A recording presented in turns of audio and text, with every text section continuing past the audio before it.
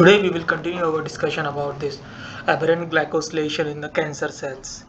So in our previous videos we have discussed about this beta-1,4 glycnac and beta-1,6 glycnac which are been secreted, or the glycosyl transport that helps in this beta-1,4 glycnac formation is GnT-III, whereas this GnT-5 helps in this formation of this beta-1,6 glycnac, and this kind of glycnacs are more prominent in the cancer cells. This beta-1,6 glycnac structures promote cells migration, and beta-1,4 glycnac structures helps in this cell additions. So difference is that the glycnac structures here it is at beta-1,4 position, whereas in these structures the glycnac is at beta-1,6 position. So let us start this discussion. So some of this topic will overlap with our previous videos, however there are some new points also. So we will start with this GnT-III that helps in the secretion of this or production of this beta-1,4 glycnac. And this beta-1,4 glycnac, what it will does is this beta-1,4 glycnac, one of the function of this beta-1,4 glycnac is to express on this E-cadherin cells, and this expression of beta-1,4 glycnac on E-cadherin cells helps in this bond formation or cell adhesions, such as this E-cadherin of intercells E-cadherin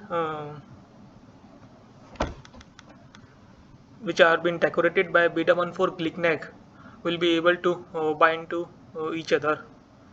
That can be seen here. The E-cadherin from different cells can bind to each other if they are being decorated by beta-1,4 glycnac. And what happens when these cell additions take place through this E-cadherin, that it will inhibit these IGF-1 receptors, and it will inhibit the formations of these IGF-1 receptors, and this will be recycled. At the same time, there is a production of this IGF-BP1 through this E-cadherin and beta-cadherin formations. It will upregulate the formation of this IGF-BP1 and MGAT3, and because of that, what will happen is this IGF-BP1 also make sure that these IGF-1 receptors are inactive, as this IGF-BP1 compete with this IGF-1 that helps in the activation of these IGF-1 receptors.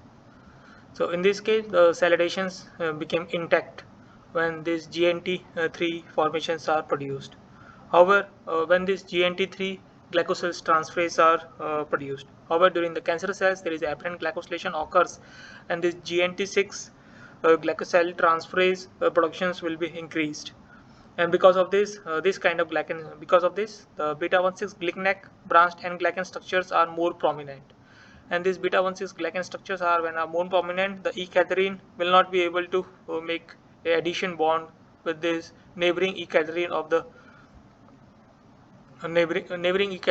other cells.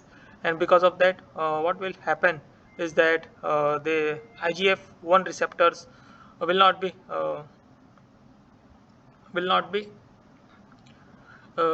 remain inactive, and they will get inactive. And simultaneously, since this E-cadherin is not forming a bond or make an addition bond, this beta-cadherin will also get free, and it will go into the nucleus and inhibit this MGAT3 formation and this IGF-BP1 formation. And this IGF-BP1 formations are no longer there, so this IGF-1 will not be controlled by this IGF-BP1, as it is already down regulated, because this beta-cadherin will move to the nucleus, and that will lead to this activation of this IGF-1 receptors. And the activation of these IGF-1 receptors will upregulate these AKT1 pathways, and that will also helps in this increase in the flux of these HK pathways. And because of this UDP glycnac formations will be increased. And we know that these conditions arises because of the high amount of GnT-5 glycosyltransferase that helps in the production of this beta-1,6 glycnac and glycan branch structures. So this substrate will further helps in formation of this kind of structures, and that will finally leads to the cell migrations or the cell adhesions will be weak in that case.